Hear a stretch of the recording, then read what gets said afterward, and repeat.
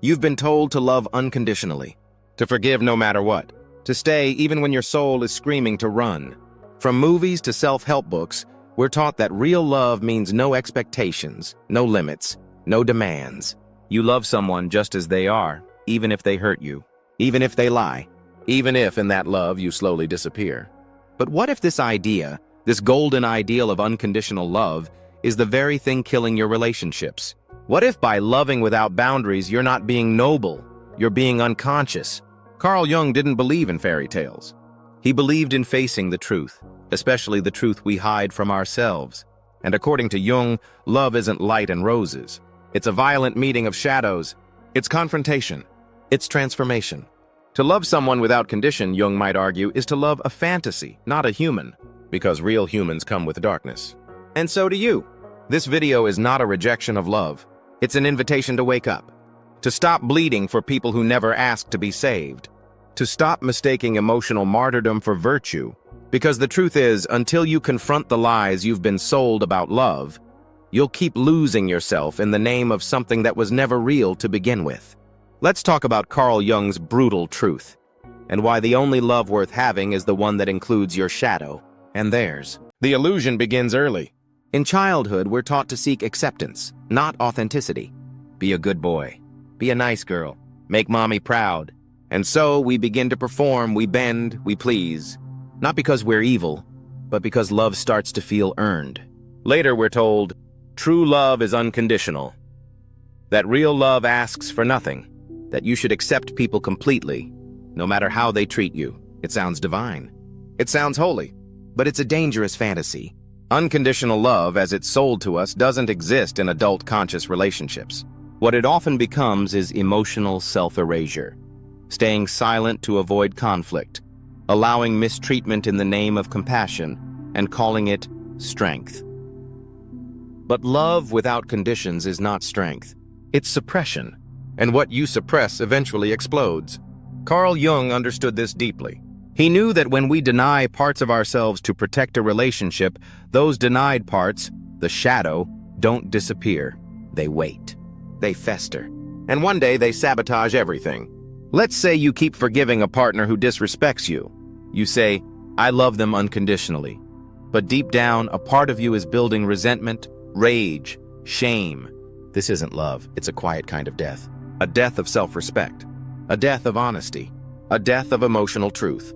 Unconditional love in its modern form is often just a mask. A mask worn by people terrified of abandonment. A mask that says, if I'm loving enough, patient enough, good enough, they won't leave me. But here's the twist. That isn't love. That's fear dressed up as devotion. Jung warned us about this. When love is based on fear, it becomes a trap. You stay not because the connection is real, but because your identity is tied to being the one who never gives up. In truth, real love is conditional. It has requirements, respect, honesty, mutual growth, boundaries. Without these, love becomes codependency. It becomes martyrdom. And eventually it becomes a prison. Carl Jung believed that you cannot love someone until you know their shadow. And more importantly, until you know your own. Most people confuse projection with love. You meet someone, you fall for their smile, their presence, the way they make you feel seen. But you're not loving them. You're loving the image your mind has created. You're loving the parts of you you've never owned, projected onto someone else. Jung called this the anima and animus, the idealized masculine or feminine soul image we unconsciously search for. It's not love, it's mythology. When you say, I love you unconditionally, what you're often saying is, I love the story I've created about you. Not the real person, with all their flaws, blind spots, and wounds. That's not love. That's fantasy. Real love begins where fantasy dies. When you start seeing the parts of the person that don't match your image, the mood swings, the insecurities, the shadows, and you still choose to engage, not to fix, not to save, but to relate. And yet this is terrifying, because facing the shadow of someone else forces you to face your own. Why do you tolerate being mistreated? Why do you give endlessly, hoping they'll finally see your worth? Why do you stay silent when your boundaries are crossed? Jung would say, it's because your unloved self, the part that never got unconditional love, is still trying to earn it. But the shadow doesn't go away just because you ignore it. it grows louder. It acts out in hidden ways: passive aggression, silent resentment, emotional detachment. Until finally, the relationship collapses under the weight of unspoken truth. You see, real love is not about avoiding conflict. It's not about spiritual bypassing or pretending to be endlessly patient. It's about meeting the other in their wholeness and being willing to show them yours. The problem with unconditional love is that it promises connection without cost. But in Jung's world, there is no love without cost. There is only conscious love. Love that requires awareness, self-inquiry, and courage. It's not about loving someone despite their shadow. It's about loving someone with their shadow and letting them love you with yours. That means setting boundaries. That means saying no. That means walking away when the cost of love is your sense of self. Jung once wrote, "The most terrifying thing is to accept oneself completely." And that is exactly what real love asks you to do. Not love without conditions, but love with the condition of truth. People flinch at the word conditional.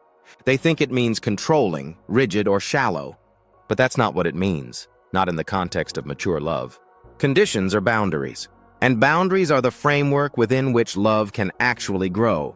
Carl Jung believed that every meaningful relationship must support the individuation process, the journey of becoming your true self, not the self that pleases others, not the self that plays the role of savior, caretaker, or victim, but the self that integrates light and shadow, fully aware, fully accountable. And love that doesn't support that isn't love. Unconditional love says, "I will love you no matter what you do to me." But mature love says, "I will love you deeply. But if you violate my boundaries, dismiss my truth, or hurt me repeatedly, I will protect myself. I will walk away." And that will also be love. Love needs conditions because people need accountability. Without it, we invite patterns that destroy trust. Infidelity, manipulation, emotional stonewalling. These aren't things to unconditionally accept. They're alarms, signals that something needs to change. To love someone without condition is often to enable their unconsciousness. It allows people to stay the same rather than evolve. And that goes against Jung's entire philosophy. He believed the goal of life, and of all relationships, is not harmony, but transformation. Love is not meant to be safe.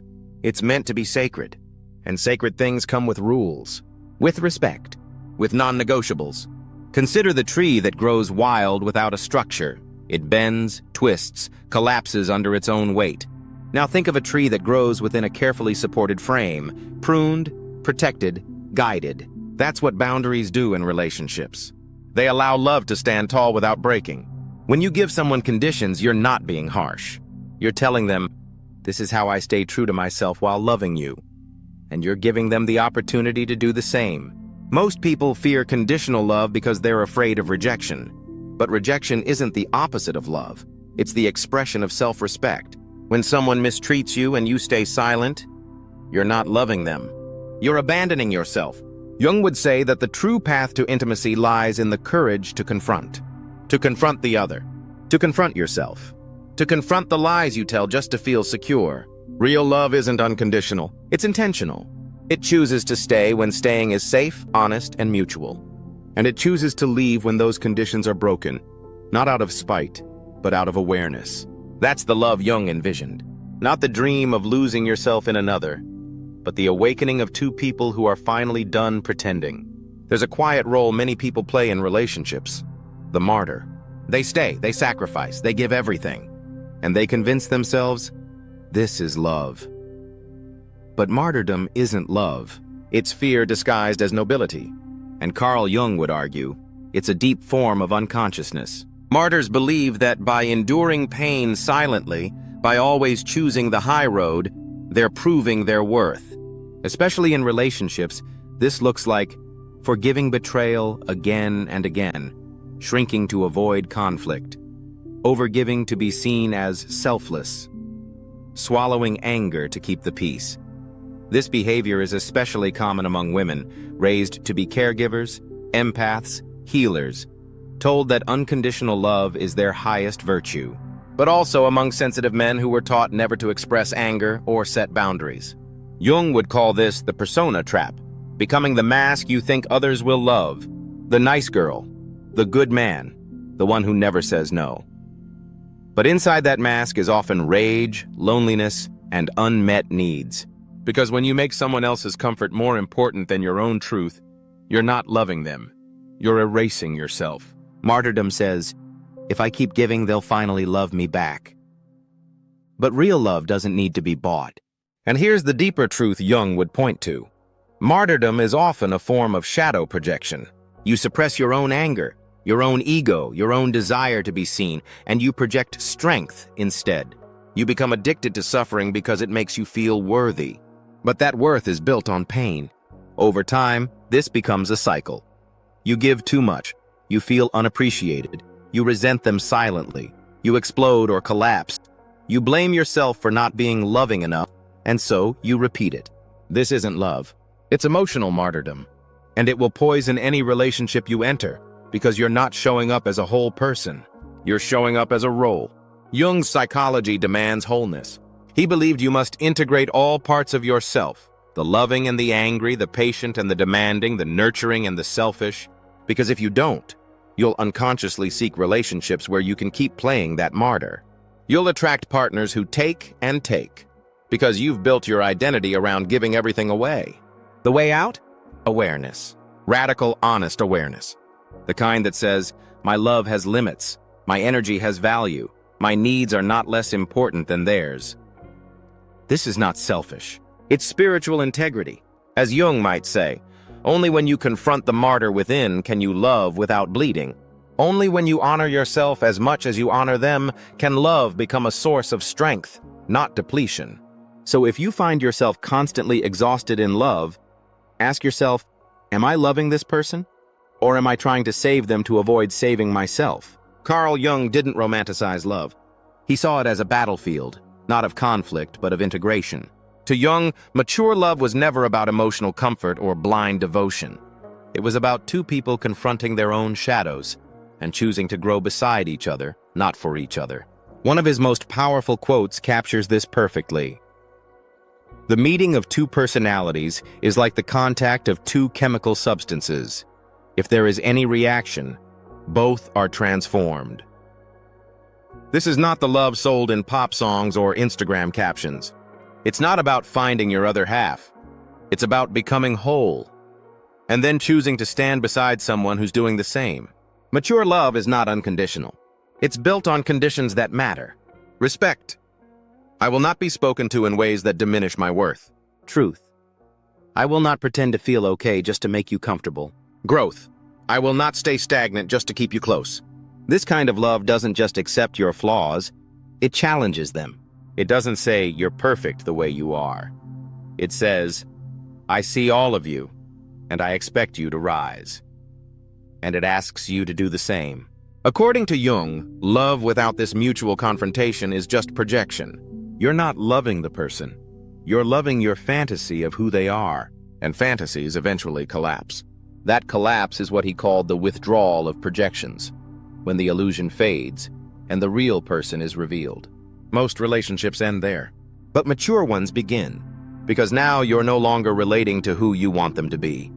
You're relating to who they are, flawed, wounded, complex, just like you. This kind of love doesn't complete you. It exposes you. It makes you aware of all the parts of yourself you'd rather keep hidden. Your need to control, your fear of abandonment, your anger, your shame. And when that happens, you have two choices: retreat into the safety of a lie, or stand in the fire of truth and let it transform you. That fire is where mature love lives.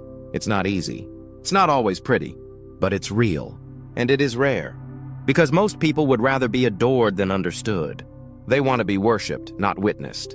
But if you want love that lasts, not the fantasy, not the performance, but the raw, awake connection that grows souls instead of feeding egos, then Jung's path is clear. You must confront your shadow, front.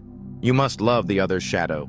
And you must walk together, not to escape yourselves, but to become who you were always meant to be. You've been told that real love means never giving up, that if you just love harder, longer, deeper, things will work out. But Carl Jung would ask you something different. Are you loving with awareness, or are you loving to avoid your own shadow? Unconditional love sounds beautiful, but it becomes a lie when it asks you to stay silent, to sacrifice yourself, to erase your boundaries for the sake of peace. Love without conditions is not heroic. It's unconscious. The truth is, you're allowed to leave when your soul is starving. You're allowed to ask for honesty, respect, and growth. You're allowed to want more than devotion. You're allowed to want depth. Mature love has conditions, not because it's weak, but because it's real. And real love requires truth. It requires shadow work. It requires the courage to say, I love you, but not at the cost of losing myself. Carl Jung's brutal truth is not against love. It's an invitation to a higher love, one that integrates, confronts, and transforms. Not the kind of love that keeps you asleep, but the kind that wakes you up. If this spoke to you, if you've been the giver, the pleaser, the one trying to hold everything together, share this with someone who needs to hear it. And subscribe to Intuitra, where we uncover the truths most people are afraid to say out loud. Because the world doesn't need more perfect love stories. It needs more honest ones. And that begins with you.